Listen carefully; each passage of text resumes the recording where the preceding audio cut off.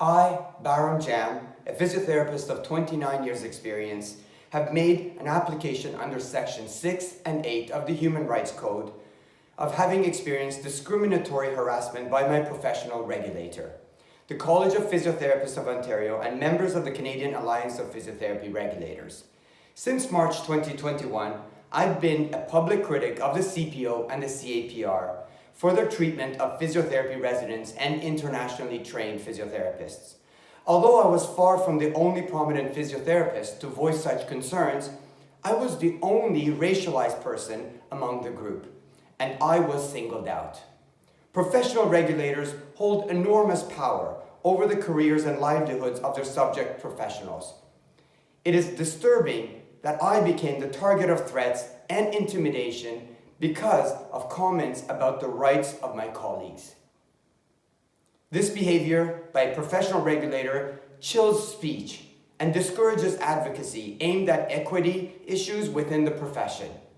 As such, the CPO and the CAPR's conduct violated the Human Rights Code. The CPO has misgoverned the registration process for physiotherapy candidates. Though the legislative framework makes examination mandatory, nothing in the legislation explains what form of exam should take. It is left open to the CPO to set or approve competency examinations and procedures. The colleges chose to authorize CAPR to administer the mandatory examinations and chose to stand by and leave physiotherapy candidates waiting. Each attempt at the PCE cost the candidate $2,800, $1,000 for the written component and $1,800 for the practical exam. Among countries that regulate physiotherapy, Canada is the only one to require a practical examination on top of a degree requirements to complete clinical work. Recent studies have also questioned the ability of the CAPR's practical exam to assess competency in physiotherapy candidates. The mismanagement and cost of the PCE preliminary affect marginalized candidates. This means that candidates wishing to register are unable to do so. The colleges have not come up with any alternative that would address the immediate concerns of candidates and the public. The requirement for a practical exam has discriminatory side effects. The most serious impact of the additional requirement of the practical exam is felt by internationally trained physiotherapists. They are required to have their foreign degree assessed when applying to register in Canada, causing delay. The mandatory credentialing assessment costs $1,088. They pay at least $2,800 for the PCE if they take it only once. If they fail, they must pay the fee again. And since 2019, taking the exam has not even been an option. Now, internationally trained physiotherapists have no pathway to registration.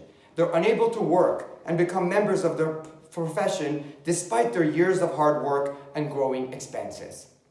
Since the colleges have not implemented a solution, many internationally trained physiotherapists are additionally at risk of having their immigration status revoked. Internationally trained physiotherapists, many of whom are racialized, face serious immigration consequences as a result of being unable to complete the registration process. Numerous internationally trained candidates have contacted me personally, seeking help with their increasing dire financial and mental health and immigration situations. Desperate candidates reached out to me as a leader in the profession and one who shares the experience of racialized immigrants in Canada. In my sincere view, the colleges have abandoned their responsibilities and have abandoned over 1,000 physiotherapy candidates across the country. Internationally trained physiotherapists have had no option to become registered since the end of 2019, almost 2 years. This situation is caused by the failure of the colleges and the CAPR to provide a pathway to licensing. Among the many prominent physiotherapists who have spoken up about these issues, I have been the only one singled out for my advocacy. When I repeatedly asked the registrar of the CPO why I was the only one targeted to be threatened and be silenced, they did not have an answer for me. I was informed that they would contact me in 2 weeks. and that was over 4 months ago.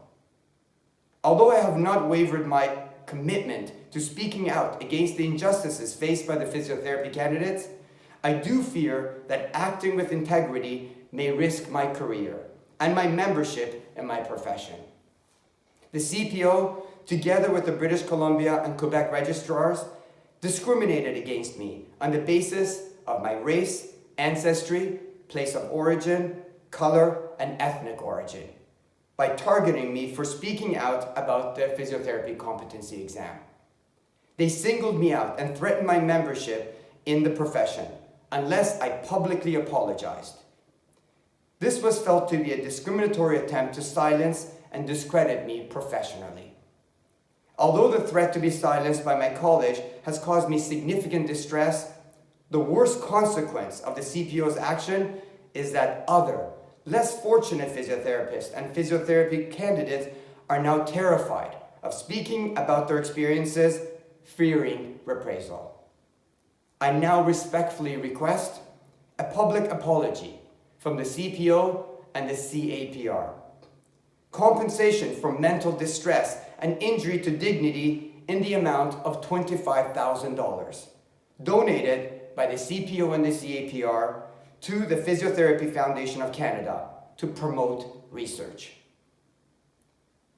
I would also like an order mandating unconscious bias training for staff at the CPO and the CAPR, and an order for a third-party independent audit of the CPO's compliance with the Human Rights Code generally, and an order that the CPO set aside a portion of the CPO's funds to create an independent peer support network for physiotherapy candidates, with a special branch for internationally trained students, and finally, for an external auditor to review the relationship between the CPO and the CAPR for issues of transparency, impartiality, and fairness.